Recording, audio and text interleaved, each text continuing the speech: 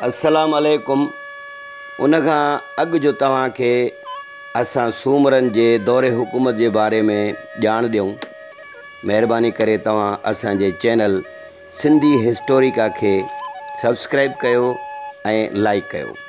सिंध में सूमरनि जी साहिबी यानी दौरे हुकूमत जो आगाज़ 1050 ईस्वीअ खां 1350 ईस्वीअ ताईं रहियो आहे।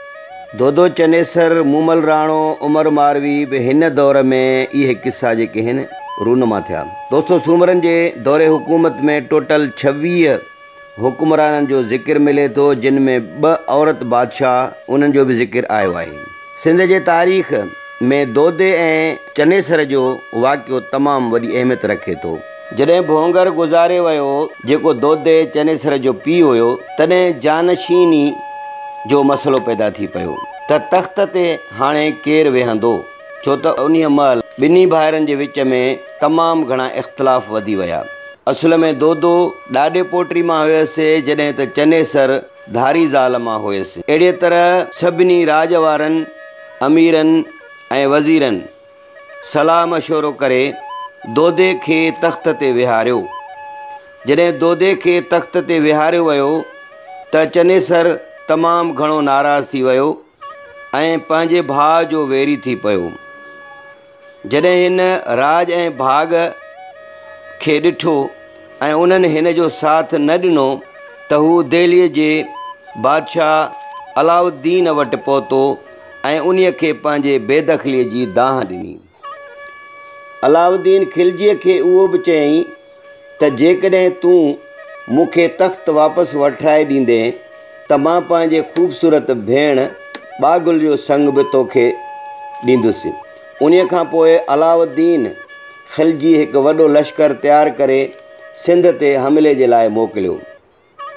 लश्कर अची सिंध में दोदे सूमरे जे कोट ॿाहिरां पड़ाव करे बीठो ऐं नियापो मोकिलियऊं त तख़्त फ़ौरन चनेसर जे हवाले कयो वञे, या बागुल जेका ख़ूबसूरत उन जी भेण हुई ऐं उनखे बि मुंहिंजे हवाले कयो वञे, या त वरी जंग लाइ तयारु रहे।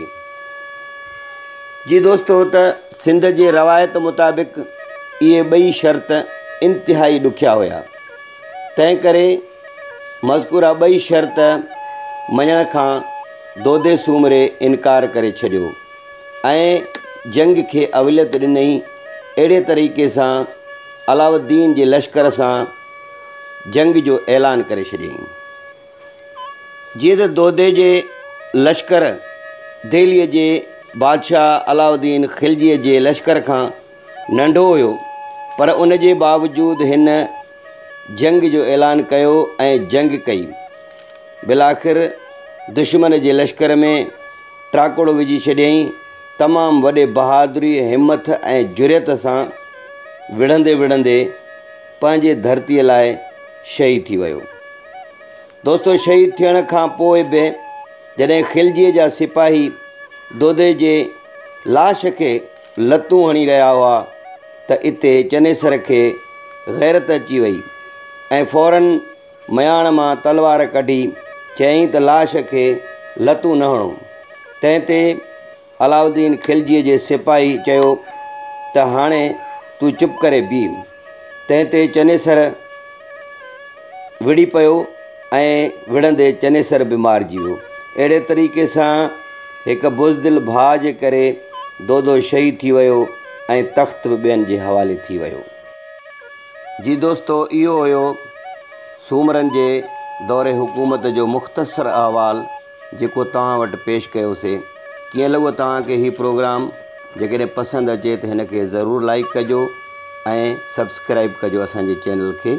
हर इंसानु पंहिंजे दौर में हुकूमत कंदो ऐं अॻिते हलियो वियो। तंहिं लाइ शाह अब्दुल लतीफ़ भेटाई रहमतुल्लाह अलैह फ़रमायो त हिन दुनिया में सिर्फ़ु अल्लाह जी बादशाही आहे। उन लाइ फ़रमाई त झूनी थी न ज़मीन, पोड़ो थियो न सिज, हिन ॿनीअ मथां ॿिज कई हारींदड़ हलिया विया। अस्सलामु अलैकुम।